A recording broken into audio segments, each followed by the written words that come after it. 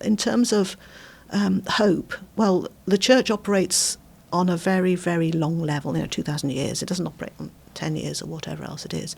And church insights always seem to bubble up to the surface as people face all of these struggles and don't find easy answers in technology or anything else like that.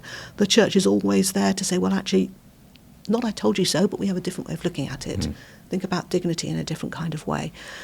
Those are the kind of things that we need to promote, and we can do that by showing the real care that people have got for the elderly, the real care that people have got for people who are sick or marginalised or isolated. Catholic social teaching, all of those kind of things are telling people that in your dire situation, there are people who will walk alongside with you and will help you. And we just got to keep on sort of plugging that, even if we don't think people are hearing, because people will hear eventually when they need it in times of crisis.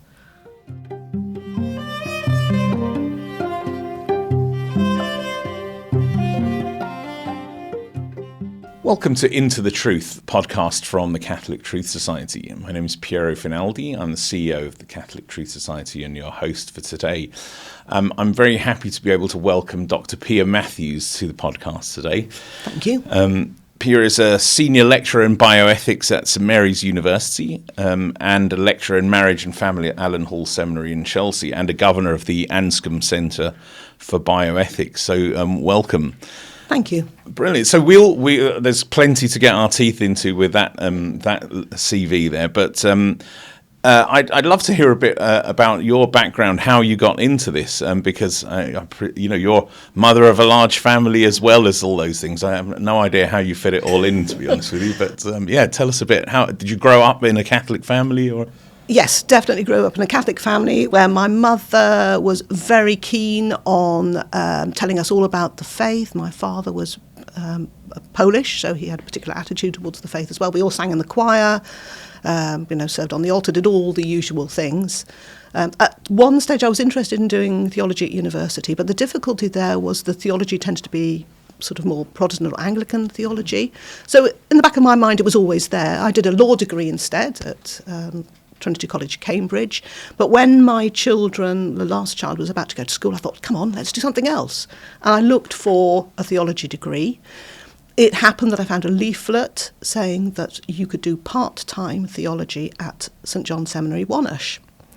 But that was on Saturdays. If you've got a family, that doesn't really work very well. Yeah. So I rang up and said, is there anything less part-time? They said no. But then I got a telephone call back from the Director of Studies, who's now a bishop, and he said, well, have you thought of doing the theology degree full-time? The only problem, he said, is it's with seminarians. Right. Well, I didn't find them a problem, and I did it full-time. And to begin with, I got all the photocopying notes before anybody else, and they opened all the doors for me, and that lasted 1 week. After that, it just went back to normal. But I had the opportunity to follow all the courses that the seminarians did, except homiletics. I chose not to do homiletics. And that was a real sort of eye-opener about what a journey in the seminary was like.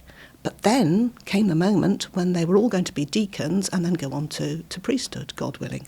Obviously, that's not for me. So the same Director of Studies said, well, what would be really useful is if you did an MA in bioethics at St Mary's University, Twickenham, which I did, and then I came back and taught it at the seminary because bioethics is one of those subjects that affect absolutely everybody. And we know it does because you've got a skull up there. Right, yes. It reminds us that healthcare and all of those things affect everybody. And that was a sort of a gap in seminarian education. And then after that, I taught at St Mary's as well. And when St John's unfortunately closed, I now teach at Allen Hall. So that's my story. So was the interest in bioethics, was that related a bit to your studies in law, or was it a kind of just a natural kind of pairing, really? Not really related to law. Right. When I did my final dissertation for my undergraduate degree at Wonersh, I chose what is wrong with killing. And I don't know quite where that came from, but I was just interested in moral theology and what's going on there. So bioethics essentially is moral theology done badly often. Right. So it was a sort of a normal way for me to go, I think, an interesting way. And you don't have to be too scientific to understand what's going on. And what I found was the church has got some really good insights that have been completely neglected because we're too concerned about individual problems. So we don't think about what the church has got to say about human dignity, about the person, and about so many other things, about relationships. So I was really interested in that side. So you've got various strings to your bow, and you're also teaching a course on marriage and family life to seminarians again in particular. And in fact, that work I suppose was recognised by the Pope, who appointed you as an expert for the Family Synod. How was that? What did you feel that you kind of brought to the table there? Well, to begin with, I was really concerned because of the media stress on all of these hotspots, and I thought to myself, what am I getting into? The problem is when the Pope asks you, as a good Catholic, you just say yes, don't you? Yeah, but when I arrived quite late at night, so the first time I met anybody in the place that I was staying was when I went down to breakfast. So you got this room full of, and they were actually full of men, but that's all right, I work in a seminary, doesn't bother me. And you'd sit down and you say, hello, my name's Pia, what's your name? My name's John. Okay, John, what do you do? I'm the Cardinal of New Zealand. Oh, that's nice. That must be quite difficult work.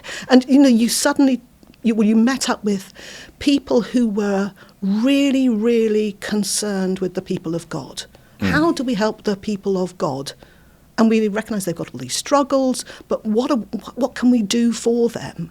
And there was this genuine feeling that the church has got something to offer and we're not being able to promote it, and how are we going to do that? So one sort of clear discussion was about truth and mercy. Right. Catholic Truth Society. Perhaps you should be the Catholic Truth and Mercy Society. What's really interesting here is that people say, is it either truth or is it mercy? And they think that the church or the popes are going one way. Yeah. Exactly. But when you're talking to these people, and the Pope and Pope Francis himself said, well, there is no division, because if you have truth without mercy, truth becomes cold-hearted, doesn't understand people's problems. If you have mercy without truth, it becomes cheap, and you're not taking people seriously, because people need to be taken seriously. So you put the two things together and you talk about truth with mercy, but you also deliver mercy with truth. And that, I think, underpins all the church's understanding about discernment and accompaniment and all of those kind of things. So what I learnt there was bishops are human beings like any other human being, and they are really invested in the people of God. But what I could offer, I think, was a perspective that said, women are here too. Women have got a place. And I was highly respected for that without having to say anything, which is sort of a nice way to be. Yeah. Well, listen, maybe let's start our discussion there, because I think that many of the things that we're going to talk about take place within the context of the family. And I mean, I remember reading recently, I think it was at Christmas time, Pope Benedict was reflecting on the fact that, in fact, the Gospels don't say a huge amount about the family itself, but that God said the most important word on the family by having his son be born into one. And, that immediately places the family as something incredibly important in salvation history and in the way the world works, essentially. I mean, I think we are living through a moment of almost kind of unique crisis in the family. There's all sorts of pressures on the family, just the way the world works, about the amount of money that a family needs to bring in to live, especially in the West, about problems of fatherlessness, low marriage rates, all these things. So, I mean, what's the kind of good news that the church has regarding this? And I mean, why do you think it's so important for the church to be speaking about the family at this time? So at the synod, or before we got to the synod, we got a document, which was the document which was produced by the previous synod. We read through it, and the idea was that in our small groups we would discuss this document. Now, if I was marking that document as part of my sort of educational view, I would fail it for not answering the question, because the question is, what is the role and vocation of the family? And the document was all about the problems and the difficulties and the shadows. And that issue was raised in the synod, and people were saying, well, if we just sit on those problems and difficulties, we will never understand the theological view of marriage, the implications, the insights that we've got. And I think that is where, in a way, we go wrong, because we only look at the struggles and difficulties. And what, in particular, Maurice Letizia was trying to do was, well, what are the joys that are going on here as well, to give people hope? And out of the synod came a new way of thinking about marriage preparation, a new sort of more theological interpretation, and lots of things that were going on in individual dioceses and various other places, rather than just simply thinking about what these problems are. As for the problems, well, first of all, we've got to remember this is God's work, not ours. So even if we feel that we've got a generation that won't commit or whatever, God is still working and alive and active, and he will help us to sort it out. So we should never despair about people's situations. But we need to promote a good understanding of marriage, and we do that by witness. So instead of focusing on all those marriages that are breaking down and divorce rates and everything else like that, lots of dioceses now are promoting and celebrating marriages that have lasted 40 years. I would certainly agree that there is often, and you even find this, especially with where young people are deciding to get married. Lots of people, you should wait. It's have some fun first. In a sense, always kind of. And you have the same thing with people speak about having children. Oh, it's just all the downsides, the sleepless nights. And we tend not to kind of talk about why it's a wonderful thing, and why it's beautiful, and why it stands at the centre of every, the people who are most fulfilled and happy tend to be those in a good marriage. So, I mean, what are those? I mean, the first thing I suppose I'd ask is, why do you think that there's been this kind of relentless kind of struggle against marriage, in a sense? Where does that kind of come from? I think, well, generally speaking, we are in an era that is very cautious about anything that's to do with authority or tradition or all of those kind of things, because people feel that it's stopping their freedom without thinking it's enhancing their freedom. So there's always going to be that difficulty. There's also a sort of a generation growing up, which Pope Francis calls, and Pope Benedict also called, and John Paul II called, that throwaway generation, where actually if it doesn't work out, you can just walk away and go to something else, and it's not necessarily your fault. And that is, it's the way the generation is, and you've got to work with that. You can't simply say people are wrong in what they're thinking. But I think that there's this perception that the church is not particularly interested in marriage, that it's only interested in getting people into the pews and possibly having as many children as possible in order to fill up the pews. And there's this perception that the vocation to priesthood is so much superior that we just leave it to the lay people to get on and do their own thing. And when we have marriage preparation, in the past it used to be just about how do you know how to communicate with your spouse, and have you discussed the finances, and are you going to have children? I mean, so we're quite a limited view about what marriage is. But if you think about the love between husband and wife and marriage as being in some way, albeit imperfect, reflecting the love that God has for his people, then the goods of marriage all fall into place. Because just as God will never leave his people, marriage is indissoluble. Just as God makes everybody fruitful and moves them on, marriage is always fruitful as well. And just because God loves Israel and loves his people for who they are, and that's that unity and that faithfulness. So all of those fall into place if you have that theological view. But what John Paul II pointed out is that in marriage is a really good example of where Christianity is at its best. You should love each other. Why do we have you should love each other and forgive each other unless you're married, when you don't need to? There's something odd that goes on there. So as a Christian paradigm, it's all there in marriage. But also in marriage, you have those moments of what he calls little redemptions. Because there are those moments when, you've got to forgive somebody. You've got to understand somebody. You've got to grow. You don't have necessarily what you want. So marriage becomes that vocation where you actually do grow in holiness. And you need those three goods of marriage to be able to do that, indissolubility, fidelity, and children, because those are the sort of anchors that say this is not just about you. And the problem with a lot of people today is they do think that everything is just about them. and my fulfilment, what I need, what I want, and if I don't get those, I can't give to anybody else.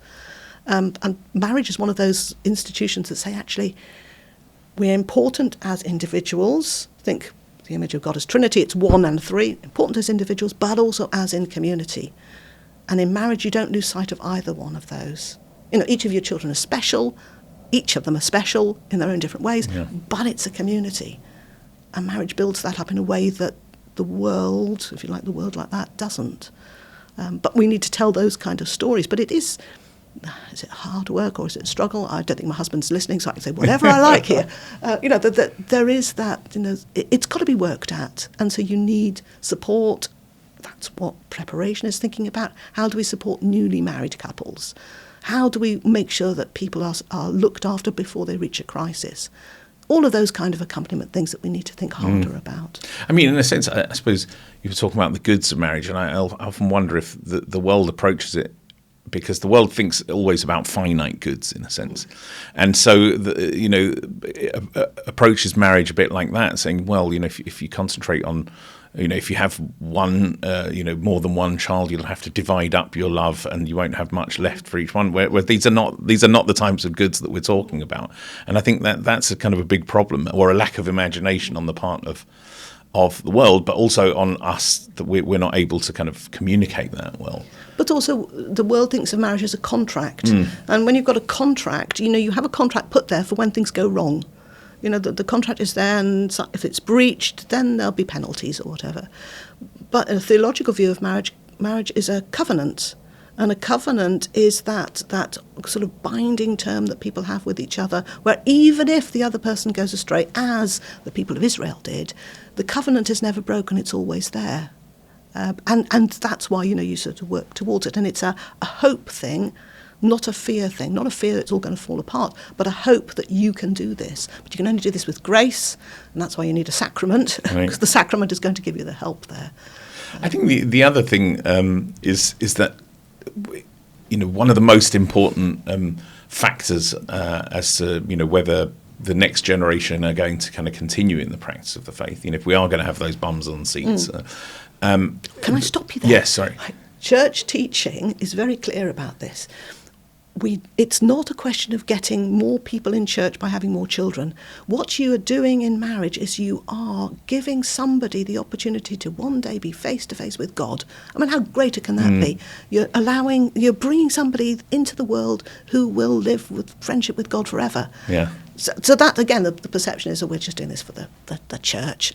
But it isn't. It's for eternal life. And, each of my children, I hope, one day will do that. But also the fact that in the end, the faith tends to be passed on mainly in the family. That's kind of the most important locus where it happens. And yet, I think often we give less attention to that than we do, in many other areas. I mean, you think about the comparison of the preparation for marriage versus the preparation for the priesthood. Yes.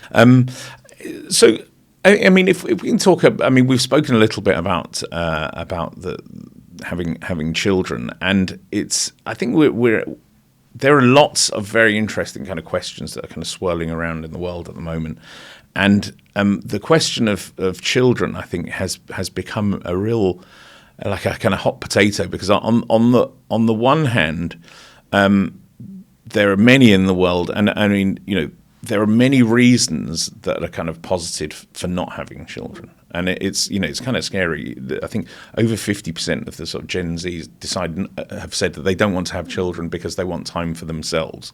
So that's kind of one downward pressure on birth rates. There's also this kind of new thing, which is to sort of say, well, I don't want children because I don't want to put that pressure on the planet. Mm-hmm. So, kind of ecological childlessness. Then there's this what I've heard mentioned as a pandemic of unintentional childlessness. People who've just, because of other priorities, have left it late. Whereas the church has always kind of encouraged, and not just the church, going back to Judaism, be fruitful and multiply, yes. And the church has spoken about, has always held up large families as an ideal, if at all possible. And yet we're in a moment in which we're seeing fertility rates plummet, especially in Catholic countries, Italy, Spain, various other countries that were kind of once upon a time real Catholic countries, having lost this sense that children are a great gift from God. And then there are kind of other sort of bioethical issues. I mean, we've ended up in the West in particular with a great dependency on IVF, which the Church has had quite a lot to say about. So, I mean, so first of all, I mean, what do you think of that? What is the way that the Church has spoken about having children, and the way that the world seems to be going in a different direction, and that the solutions that have come up have caused like huge issues. I mean, we can talk about IVF in a bit more detail, but just firstly, what does the Church kind of really say about children, having children, the importance for marriage of that, and then we can go on to some of the kind of issues in the world. I think to begin with, we have to also realise that some people are really afraid of what the world is looking like in terms of war and famine and disasters and all the rest of it. And they're really worried about bringing a child into what could be a really difficult and hard place. And we forget, of course, that it's people who transform worlds. You know, you need your children to bring your children up in a culture, and they'll help to transform society. We're not determined by the world that it's the way it's going. That's one thing. So when people choose not to have children, there are lots of things that are going on, and it may not necessarily be that's a kind of selfish idea, but it might be that self-defence. So that's one issue.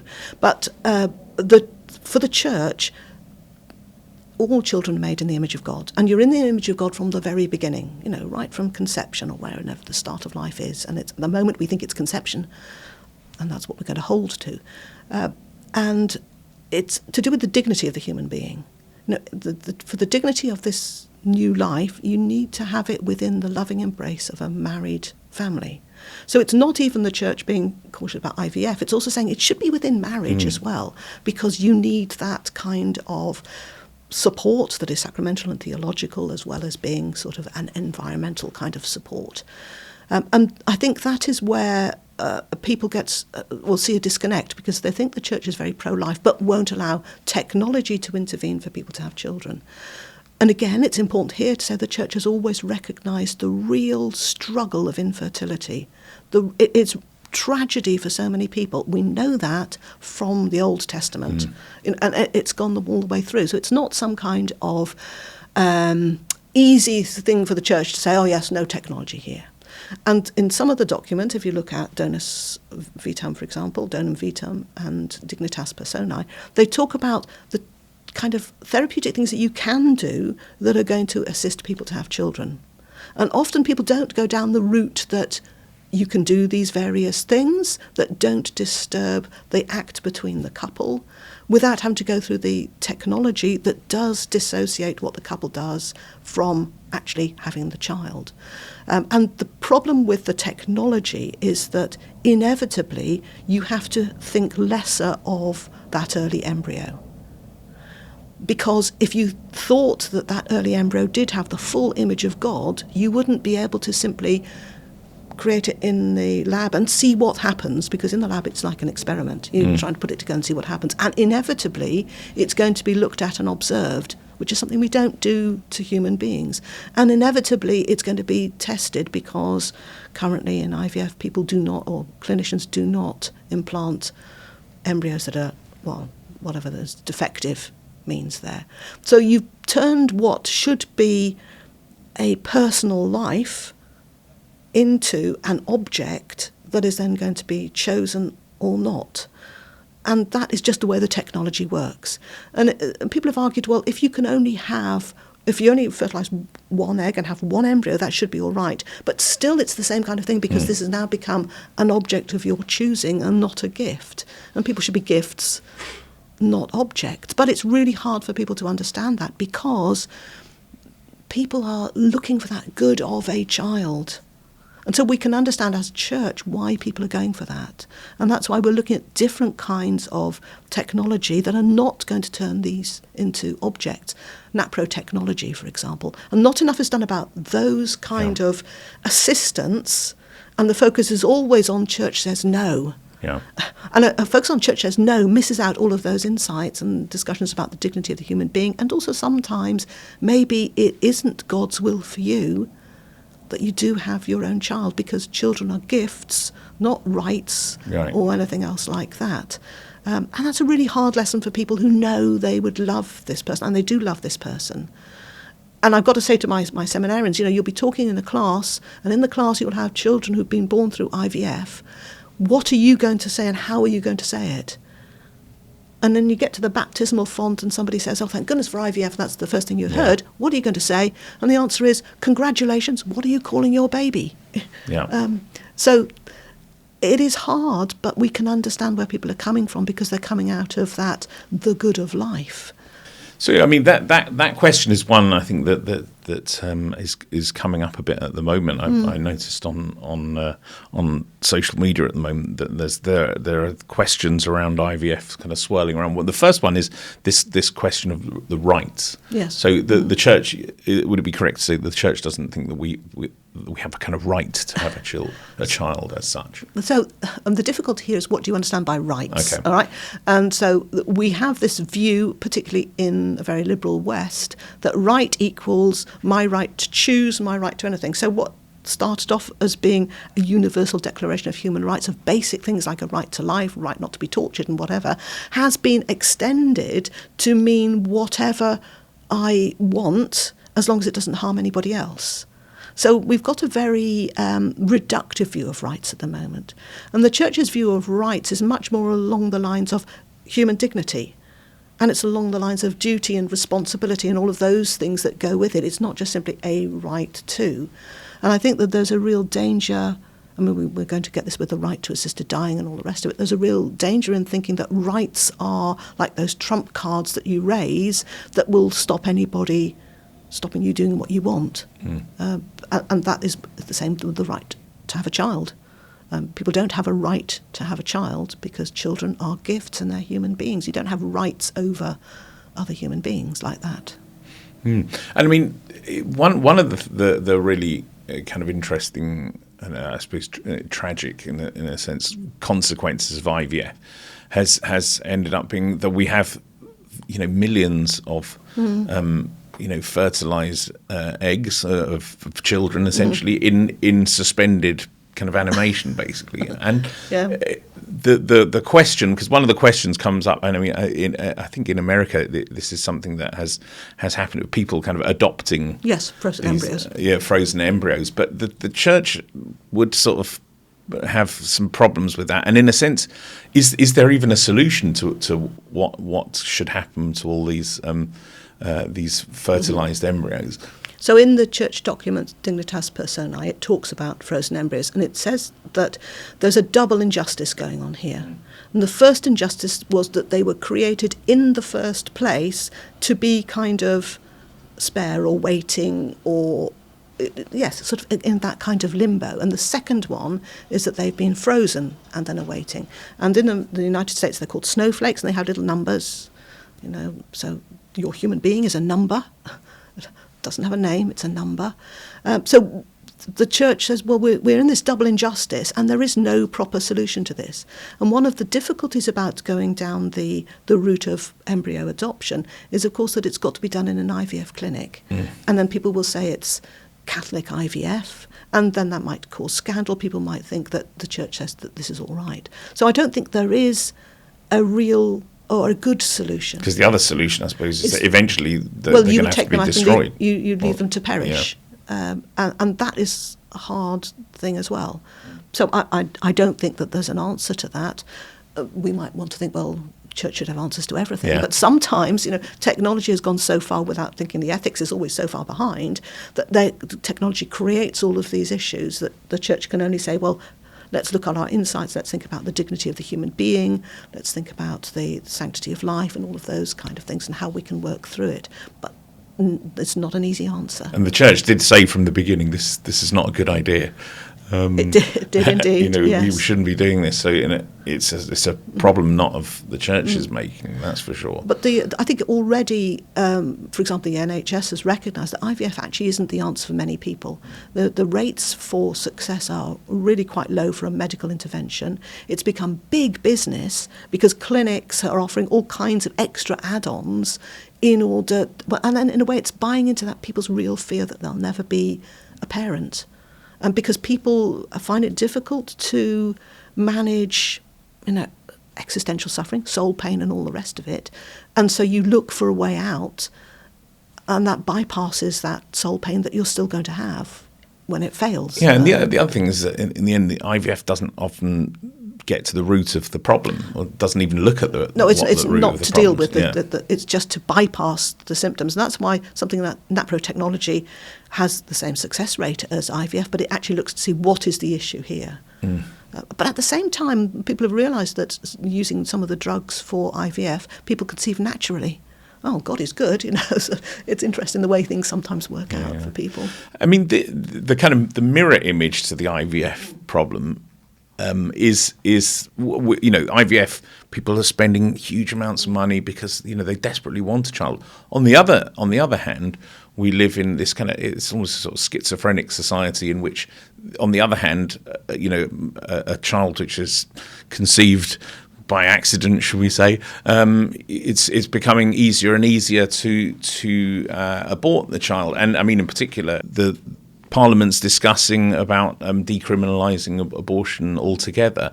So I mean, in the world, we kind of seem to see often these kind of completely kind of contradictory things happening. One in which people are desperately trying to have children. Others, making it easier to get rid of them.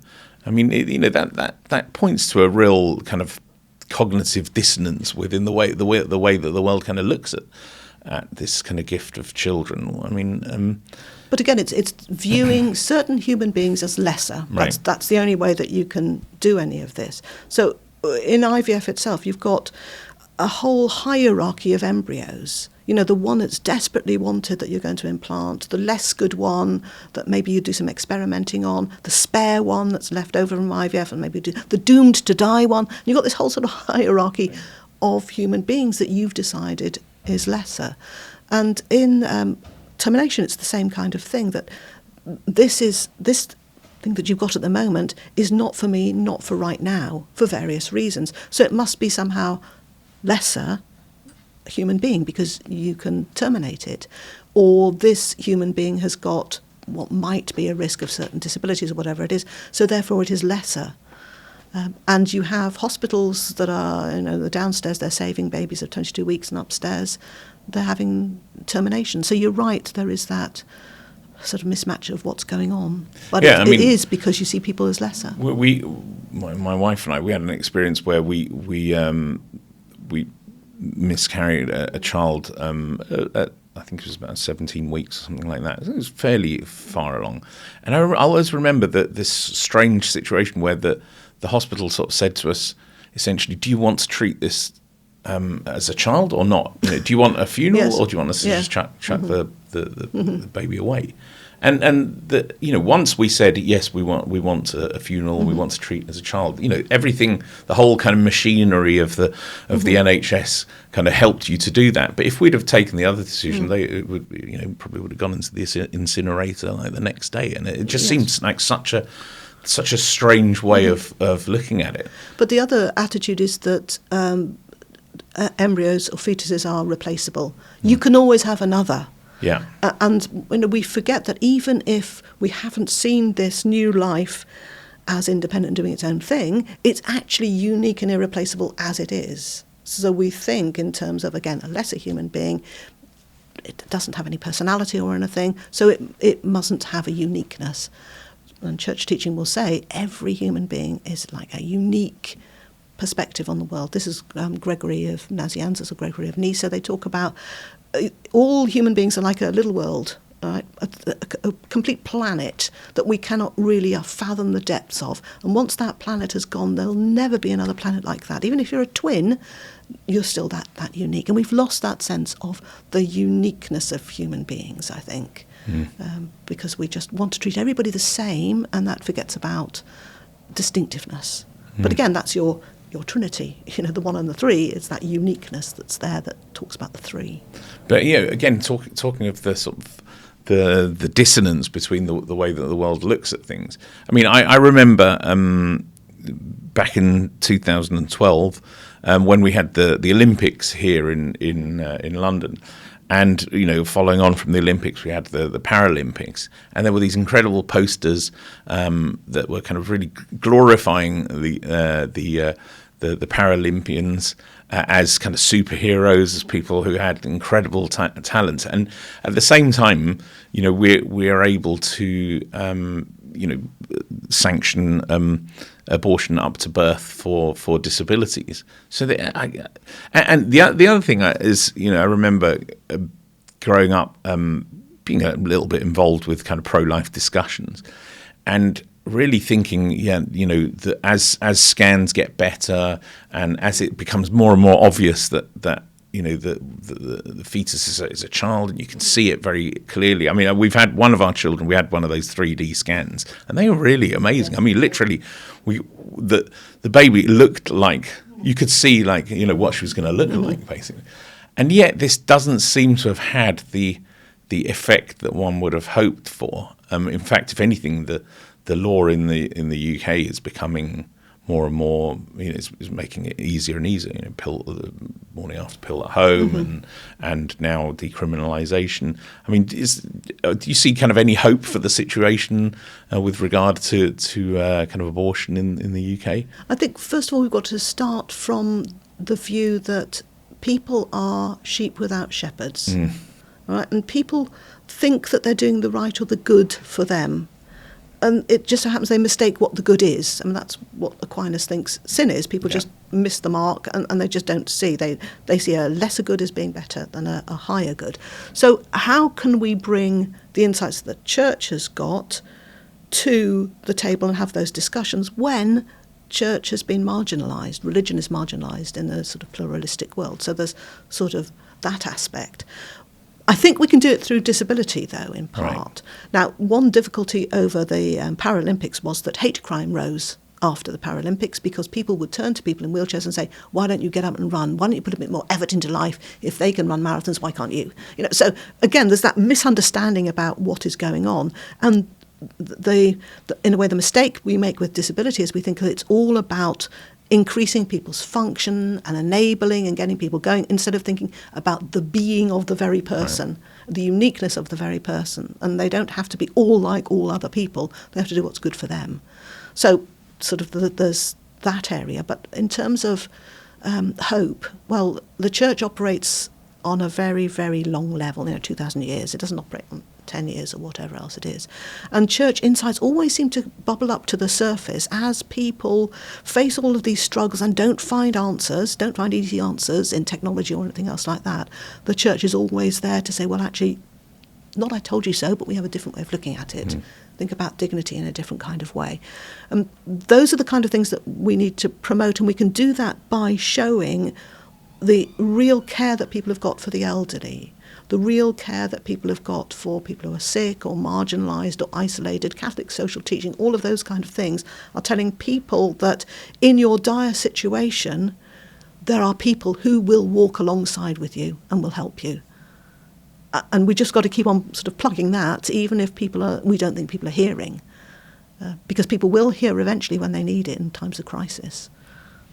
I mean, this is something that you've dedicated a lot of time and effort and writing to, and in your own life as well, about the way that the church thinks about disability, and the way that we think about disability in general. I mean, I remember listening to a talk that you gave about inclusion, and how that even the diversity, equity, and inclusion, big things in the world at the moment. But you were saying that in a sense, inclusion already puts the person that we're speaking about kind of outside, and that the in-group invites the person kind of in, when in fact the church has always said, no, we all belong to the same groups. Can you say something a bit about that? Because I mean, even in the church, I think things have developed over the past, over the sort of recent past. Sacraments, like for example, First Communion for people with learning difficulties and stuff. So can you say something a bit about that? So I think all of these terms, like inclusion, are trying really hard to do something positive. Yeah. So we can't just simply say, it doesn't work because it's a term. And unfortunately, that's often what disability studies does. It picks out a term and says, it doesn't quite do the work that we need it to do. So we go on to the next term. Yeah, exactly. And then we have belonging, and then you have to be missed and all the rest of it. Well, just go to Catholic social teaching. Catholic social teaching talks about the dignity of the human person. Let's start from there. Think about subsidiarity. Can the person do it themselves? If not, solidarity, help out. Justice, option for the poor if you're marginalised. So we've got all of these kind of insights that already should be at work. Now, I have been sort of engaged in a little sort of project about looking at how parishes work with people with disabilities. And it's a bit like a mystery shopper, you go around to a parish and see what's going on, just see what's going on. And the number of parishes I've found that have got people with learning disabilities in particular who come to the front, sit at the front, and the carer brings somebody in a wheelchair to the front, and then somebody with Down syndrome is on the altar as an altar server. These things are going on, but they're not often celebrated. At the same time, you have people who will sit at the back because they're embarrassed. And I've noticed that it's often carers rather than family members who will not want to bring the person to communion because it looks embarrassing, but they don't ask the priest to come to them. So that's an attitude change. In one parish, there was a man who used to come to Mass every single Sunday. Carer would bring him, but he didn't come at Christmas and Easter because those were holidays. Because people just don't understand sort of what is going on there. But at the same time, you've got a lot of people who do not often meet with people with disabilities and so don't know what to do. And they feel embarrassed about saying the wrong thing. And you just need people to communicate. Ask somebody's parents what would work for them. Ask the person themselves what would help. And priests are very keen to that. There's so many people with such goodwill. It's just how do you go about it? And I think we need to develop some resources about that. There are good resources out there in terms of Kairos or living well and living ability. All of those kind of places, you can find your resources, but we still need more work to be done because we need to show that the church is a welcoming place for everyone. And you have your rooms of quiet if somebody needs to go off and sit still for a while. Yeah, and I mean that area of catechesis, disability, has kind of really developed over the past kind of generation or so. Also, that in the sense the church sort of says, look, the understanding that's kind of needed in order, for example, to take part in the Eucharist is actually not, you don't have to be able to kind of recite the full kind of catechism. In fact, many of us have a very defective understanding anyway. So, what's been the journey there for the church, and how have things kind of changed, or how has that understanding developed? Well, in canon law, you do not refuse people the Eucharist just blankly like that. Yeah. You're asked to find out what's going on here. And with many people, they do understand, but they just don't understand in the same kind of ways that we think about it. And that's from sort of good catechesis. But if you ask many priests, and we see this with our daughter who's profoundly disabled, my husband takes her up to communion, and she doesn't communicate. She needs support to walk and all the rest of it. And he has sort of helped her to hold her hands out so that she will receive the body of Christ. And the host goes in her hand, and it takes her a bit of a while to work out what to do, but eventually she'll pick it up and put it in her mouth in a way that you can't get her to do lots of things at home anyway. But the number of times this has reduced Eucharistic ministers to tears, and you're thinking, oh, well, it's just what she does. But, there's that perception that there's something else that's going on here, but you need to see it. There's a spirituality, God working, that you just haven't noticed. And I think people are beginning to see that more and more as more and more people with Down syndrome shout hallelujah we can't say that in Lent, at the most inopportune moment, because it's just right there. And we see more of those because it's on media now. You can have it in YouTube. And it's just bringing to life what's going on. My real worry is that so many people are being terminated for disability that we will lose all of that rich contribution that they can bring to parish life because we're not going to have these people anymore. Yeah. And that's a real tragedy.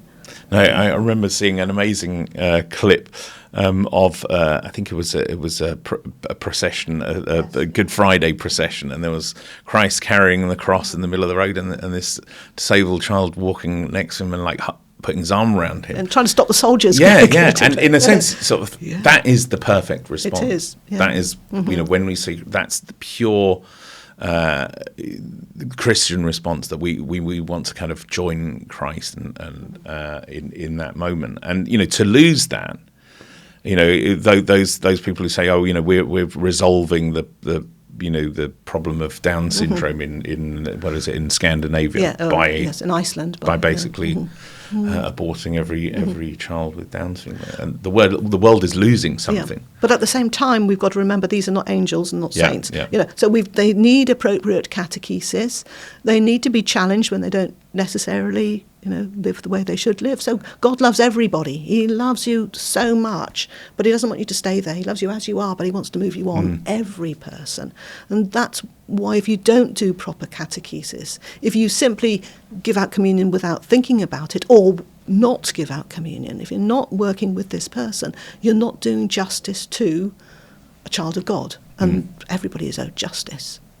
And I mean, this reminds me a little. You were talking earlier about one of your most popular books, which was a book that you wrote about God's wild flowers. And in a sense, and these are saints with disabilities, and this idea of the flowers is something growing, something changing, something blooming, and that's in a sense what we're aiming for. I mean, tell us a little bit about that project, because you started kind of researching how many saints there were who we know have disabilities, and the numbers were just kind of huge. Yeah. And I still get people saying to me today, "You didn't include whoever it was." Right. First of all, it's God's wild flowers, because it's picking up on what St. Augustine says and what St. Teresa says, that in God's garden there are lots and lots of different flowers. And if we're all a rose, then the diversity and the wonder and the beauty that God loves in his garden is somehow lost. But the wildflowers are those on the margins, those that we think are weeds, but they're not weeds because they're part of that beauty and that diversity. And I started the project mainly because it was with two elderly friends of mine who used to have like a little Eucharistic service together, because one couldn't get to Mass and our daughter came along too. So it was a nice little unit. And every single time I came, they had added another saint. So I was trying to work out where these saints were coming from. Then I started doing that research thinking I'd just add one or two. But one of my friends, the one who was housebound, had arthritis, had so many difficulties and struggles and couldn't get out. And what we found was that when the pharmacist called round to drop off her drugs, her medication, she would have a little chat with her. And suddenly this person who couldn't move away from the house became a focus for so many people who needed just somebody to talk to sometimes, even if it was just a casual conversation. So here was somebody who was living out a life what other people would say is a life of suffering, a worthless life, or whatever else it is, but living it out in a really kind of holy and vocational way. And then looking at all these, the saints with disabilities, they're not cured of their disability. The disability often changes the way their life goes. You find lots of people who want to join a religious institute who can't, but then suddenly do something else and end up being saints for what they're doing. So you can see God at work in everybody's life, even in lives that everybody else, the onlookers, think is actually not worth anything. And this is really good examples for all of us that God doesn't leave anybody alone. He's always trying to touch your life and move you on. Can you give us a couple of your sort of favourite examples from that book? Well, I like people like Solanus Casey, who was he just got on with life, and obviously, he had probably learning difficulties, but there's that sense of my life is quite small, but I'm going to live it really well in any way I can. And of course, another obvious one is John Paul II. I think John Paul II is very important for today's world, especially when we're thinking about assisted dying. People are thinking assisted dying now, because this was a man who had a very active sporting life. Then, if you want to put it in secular terms, had a good career, became Pope. Yeah. He got to the top of his game. Yes, exactly. So fulfillment, and then had Parkinson's, and there was a rapid deterioration, and it was an obvious deterioration. And very public. And there were calls on him to resign and everything else like that. But as he was dying, he brought hundreds of young people to Christ. He brought hundreds of young people to Rome. And one of his comments apparently at the end was along the lines of, all my life I've been seeking out young people. What happens? They come when I wasn't expecting it. And, this idea that how you can die well with all what other people would regard as limits and things that are stopping you achieving things actually is a really sort of poignant reminder to everybody that the holiness lies in making sure that there are gaps for God to fill, and not thinking you have to fill up all the gaps by all the things that you do, by your function, speed and efficiency. And so I think that he's a really good model for thinking about today. And I always remember him talking about, he was saying, St. Paul says that we make up for the sufferings that Christ didn't suffer. And he was saying, well, Christ was never old. And so, in our later years, we can kind of have that suffering that Christ didn't have, and that can be kind of opened out to all sorts of sufferings that people kind of go through. But we have to remember that Christ actually suffered completely, did all the things that we needed to do. We don't need to do anything else. Yeah. But what is absolutely incredible about Catholic faith is it says, God has said to you, you can participate in my work of salvation, whether it's through marriage or vocation, suffering or anything. He's giving you an opportunity to do what God has done in salvation. And that is an incredible opportunity. But the other thing to think about of the Passion of Christ is that when things get tough, whether it's in marriage or anything else like that, and when there are struggles there, what you do is you just throw everything at the wounds of Christ, because Christ's wounds can take everything. When you think about suffering, you don't do it on your own. You can give it to somebody who will deal with it for you, and that's redemptive suffering.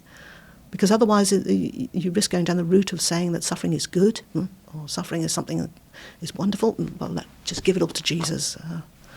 No, and that's something that only really the church says. Yes. And I mean that kind of brings us on, I think, to one of the most important bioethical questions at the moment, and one that really seems to be at a kind of turning point, which is this question of euthanasia and assisted dying.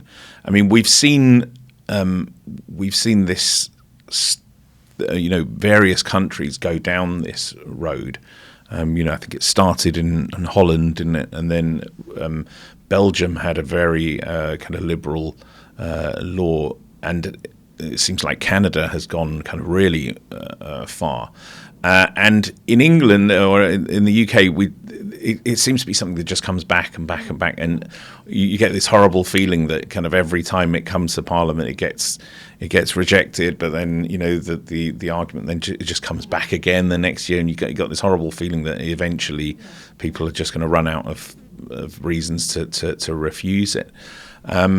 And yet, I think the sort of tragedies that we see taking place in Canada and in Belgium, people being euthanized for being depressed or for being poor or for, really kind of shocking stuff. The church needs to keep, its voice kind of strong in rejecting this, but from a perspective that the world doesn't really kind of see, which is the value not only of the human person, but that period, So can you say something about that?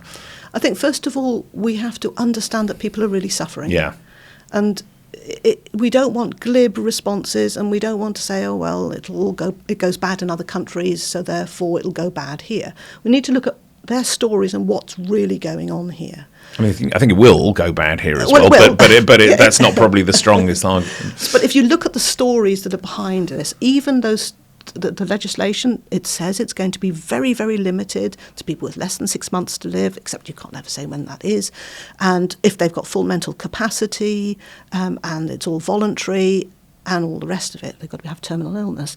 You look at the stories that people are bringing out, and the stories do not apply to those three criteria, because the stories about people with dementia, people who are not dying, Tony Nicholson who was paralysed, all of these kind of stories. And the argument there is that it would be discriminatory if you do not allow these people to also have assisted dying, because most of them are disabled. And then you get to that deeper story, which is also of those people who apparently only have 6 months to live. And you say, well, what is it that they fear? Now, they don't fear suffering, because palliative care can deal with suffering, but they do fear suffering that's existential. That's a good word, isn't it? Existential soul pain. And palliative care cannot deal with soul pain. But look at that soul pain, and what is it? The soul pain is, I do not want to lose control. I do not want to be cared for. I do not want to be like that. And we're back to disability again. We're back to saying, I don't want to be treated as a lesser person. So soul pain is a matter of pride, that I don't want to have care. And the church has always said, well, we all have care, and we all should want to entrust ourselves to the care of the other, not because it makes the other a better person, but because when you make room for God. You know, if you want to be in charge of everything and have control over everything, and pride sets in, you can do everything yourself. And when you can't do everything yourself, that's the end. You're forgetting that we're not individuals that just have to do everything themselves. So I think that if we really paid attention to some of these stories and really addressed that, what is the soul pain saying? It is saying something significant to people with disabilities. It's telling them, you live like that and you've got a lesser life. And if you frame it that way, people say, well, no, I don't mean that at all. But we have... I did a talk once, and there was an elderly person who said, we take children to Lourdes, we think that Downs people are fantastic, really good attitudes, we love people with disabilities. And a bit later on she said, but I've told my children if I get dementia, she has to shoot me. That is where the sort of dissonance is, where people who are quite happy to give and to care, but not to receive and to be cared for, as if that's somehow lesser. And the idea of care has gone. Maybe we need to bring back this sense of being cared for is not only okay, it's what is part of human beings. That's part of who we are. We are carers, and also we are cared for. We forget that. Yeah, in a sense, in front of God, we are all lacking. We're all, have dependent. Yeah, dependent. Don't exactly. It. Yes. So we've always been dependent. Yes. It's just that it just becomes kind of more obvious. Yeah. No, and I mean, do you think that we're making the right arguments? That is the church's voice kind of strong enough on this, or could we do better? I think there are certain procedural, in a way, process problems that we cannot overcome. Things like trying to have a citizens' jury. That's the idea, that we have a citizens' jury that will pick a few people from the demographics, and we'll talk about the pros and cons of dying, but this demographic has got to represent the UK, and it's already taking the presumption that 75% of people are in favour. So 75% of people on this jury have got to be in favour. So already the jury is loaded. Yeah. Thinking like things like that are going to shed light on this. And one real difficulty again is with celebrities, because when your most beloved actress stands up and says something, people listen. Even if they've got no expertise, they listen, because that's the way that people, it draws attention to people. And so there's a responsibility on people to be very careful about what they say. But the stories that are coming out are so heart-rending that it makes it difficult for people to say, well, I can understand your choice and you should just go for it, and we shouldn't impose choice on others. But what the church does is the church loves human beings so much, And if you love human beings, you want the good of the human being, not what they want necessarily, but what their good is. And so how can we get those kind of insights across that doesn't make it look as if church says, or church says no, or whatever? And that's quite a hard task in a world that thinks that the religious view should be private, or the religious view has got its own agenda, and the only neutral view is, the public space.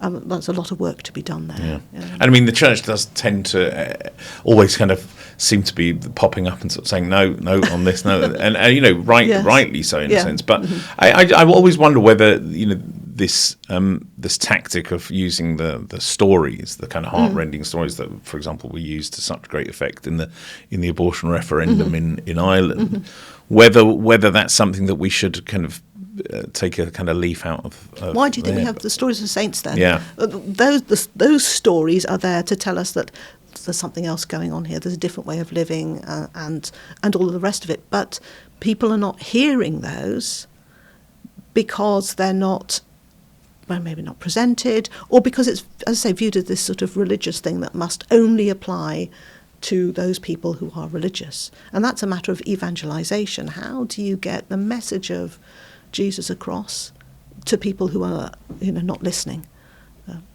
That's a bigger topic. That is a bigger topic. Big but task. I think your people do think in stories. They do, and yes. in a sense, we have the best story, but whether we can kind of get it across or tell it in a winsome way.